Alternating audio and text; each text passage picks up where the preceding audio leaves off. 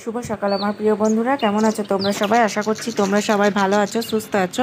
বীরভূম জেলার ছোট্ট একটা গ্রাম থেকে আমি মিলি তোমাদের সকলকে জানাই আমার চ্যানেলে অনেক স্বাগত, অনেক ভালোবাসা। তো আজকে ঘুম থেকে উঠেছি অনেকটা ভোরে, তার জন্য সকালে নিচের সমস্ত কাজকর্ম আমার কমপ্লিট হয়ে গেছে। শুধুমাত্র উপরের বিছানাটা তুলতে বাকি ছিল, যেহেতু তোমাদের দাদাভাই আর ছেলে শুয়েছিল, তার জন্য বিছানাটা তোলা হয়নি। এখন আমি উপরে চলে এসেছি, এখন আমি বিছানাটা তুলে নিচ্ছি।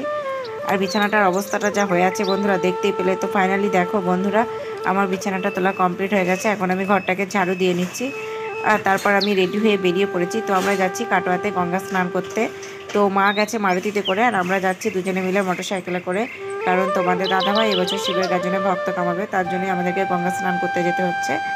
এই রাস্তাটাকে দেখো বন্ধুরা, মাঝখানে লাল মোড়ামের রাস্তা, একদম সেই রাঙামাটির পথ বলে, সেই রাঙামাটির পথ, আর দুদিকে সবুজ বন, আর পাশ দিয়ে বয়ে গেছে অজয় নদী। তো এই রাস্তাটা না আমার সেই ছোটোবেলা থেকে চেনা, কারণ এই রাস্তা দিয়ে আমরা প্রচুর যাওয়া আসা করেছি, পড়াশোনা করেছি, এই রাস্তা দিয়ে যাওয়া আসা করেছি, কলেজ গিয়েছি, টিউশন গেছি। তো এই রাস্তাটা আমার খুবই চেনা, কিন্তু এখন আর এই রাস্তা দিয়ে আসাই হয় না, কারণ আমাদের শ্বশুরবাড়ির রাস্তা হয়ে গেছে পুরো উল্টো দিক। তো এখন আমরা কাটোয়া যাচ্ছি এই রাস্তাটা ধরে।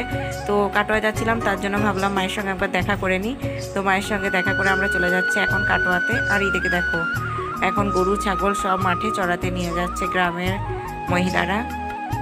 আর এখানে কাশবনগুলো প্রচুর হয়েছিল, তার জন্য আগুন লাগিয়ে পুড়িয়ে দেওয়া হয়েছে। এখন নদীতে জলটা কম রয়েছে, কিন্তু এই জায়গায় নদীটা একটু বেশিই চওড়া। ওরে বাবা রে, আমার হাত পা কাঁপছে তো। ও আমি পারবো না তো, ও পড়ে যাবো না তো। তো বন্ধুরা দেখতেই পাচ্ছ, আমি ফার্স্ট টাইম লঞ্চে চাপলাম। কিন্তু তোমরা হয়তো অনেকেই ভাববে দিদিভাই এত ভয় করছো কেন, কিন্তু আমার গ্রামেই বাড়ি।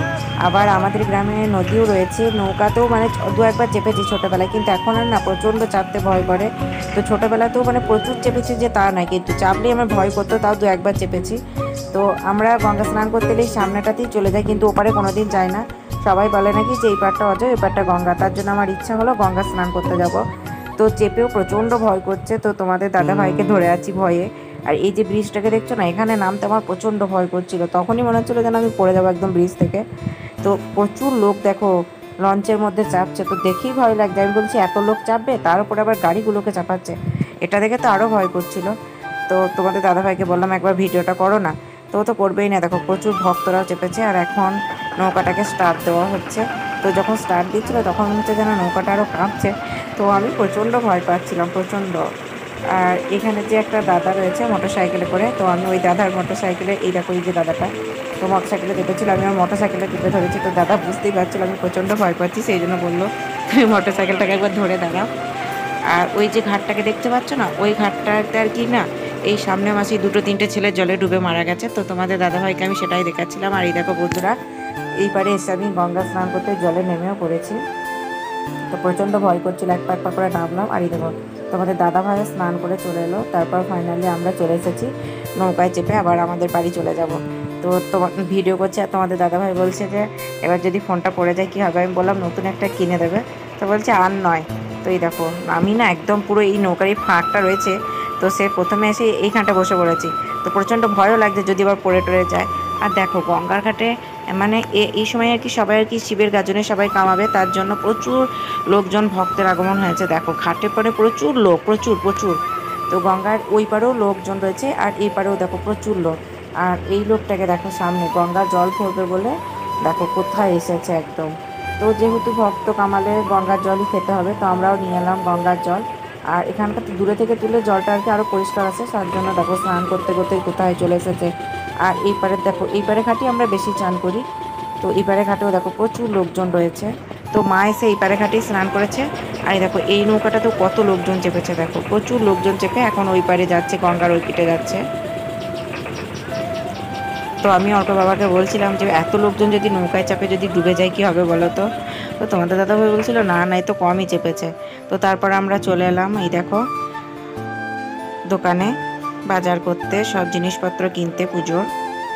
আর এই দেখো বন্ধুরা, এটা হচ্ছে গৌরাঙ্গ মহাপ্রভু কাটোয়াতে কেশব ভারতীর কাছে এসে যেখানে দীক্ষা নিয়েছিলেন, সেই কাটোয়ার তীর্থস্থান। তো আমরা এখানে কাটোয়ার গঙ্গা ঘাটে স্নান করে এখন দাঁড়িয়ে আছি, পুজোর জোগাড় জানতি তোমাদের দাদাভাই কিনছে।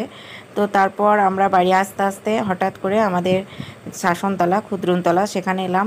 তো মানে আমার তো মনেই নেই গো, তো তোমাদের দাদাভাইকে আস্তে আস্তে বললাম যে ঠাকুরতলা দিয়ে যাব, তো ফল টল তো কিনে আনা হয়নি। তো তোমাদের দাদাভাই বললো দক্ষিণা দিয়ে নাও, দিয়ে আর কি পুজো করিয়ে নেবো। তো তার জন্য আর কি দক্ষিণা দিয়ে দিলাম, আর ঠাকুরমশাই আমাদের নামগোত্র ধরে পুজো করে দিয়ে দিল। আর আমি ঠাকুরটাকে দেখছিলাম যে ঠাকুর দেখা যাবে কিনা। তো তোমাদের দাদাভাই বলছিল মুখ বাড়িয়ে দেখো, ভালো করে দেখো, দেখা যাবে। আর এখন আমরা পুজো দিয়ে চলেও আসছি। আর দেখো দুই দিকে একদম সবুজ ধানের ক্ষেত, আর মাঝখান দিয়ে আমি হেঁটে চলে আসছি। কি সুন্দর দেখো ধান গাছগুলোকে, কত সুন্দর লাগছে। আর সবাই আসছে দেখো পুজো দিতে ঠাকুরতলাতে। তো তারপর আমি বাড়ি চলে এসে, মা যেহেতু এখনও বাড়ি এসে পৌঁছায়নি, তার জন্য বাড়ি এসে আমি ঠাকুরের পুজো দিয়ে নিলাম। তারপর একটু শরবত খেয়ে নিলাম, তোমাদের দাদাভাইকে একটু শরবত করে দিলাম। এদিকে ভাত বসিয়ে দিয়েছি, এদিকে দুধ বসিয়ে দিয়েছি। তো আজকে হবে সিম্পল রান্না, আলু সিদ্ধ আর পোস্ত। আর এদিকে জামা কাপড়গুলো যেগুলো কাচাকুচি হয়েছিল সেগুলোকে আমি সব ছাদের মধ্যে মিলে দিয়েছি। আর এখন বিকালবেলা, তো আমাদের এখানে ভক্ত না যাবে। আর তোমাদের দাদাভাইকেই দেখো বন্ধুরা, দেখে নাও, কারণ পরে আমি তোমাদের দাদাভাইয়ের আর ভিডিও করতে পারিনি। তো তোমাদের দাদাভাই ফোনটা একজনকে দিয়ে পাঠিয়ে দিল, আর গামছাটাও দিয়ে দিল, কারণ নতুন ভক্ত হলে আমাদের এখানে সবাই গামছা দেয়। তো যারা নতুন ভক্ত হয়েছে সবাই দিয়েছে, তো সেই জন্য তোমাদের দাদাভাইয়ের গায়ে একটা রয়েছে বলে আমাকে ওইটা দিয়ে দিল। আর এখন দেখো এখানে ভক্ত নাচ হচ্ছে। তো বন্ধুরা, আমাদের গ্রামের এই ভক্ত নাচের ভিডিওটা তোমাদের কেমন লাগলো অবশ্যই কমেন্ট করে জানাবে। ভালো লাগলে অবশ্যই ভিডিওটাতে একটা লাইক করো, আর চ্যানেলটিকে সাবস্ক্রাইব করে আমার পাশে থেকো।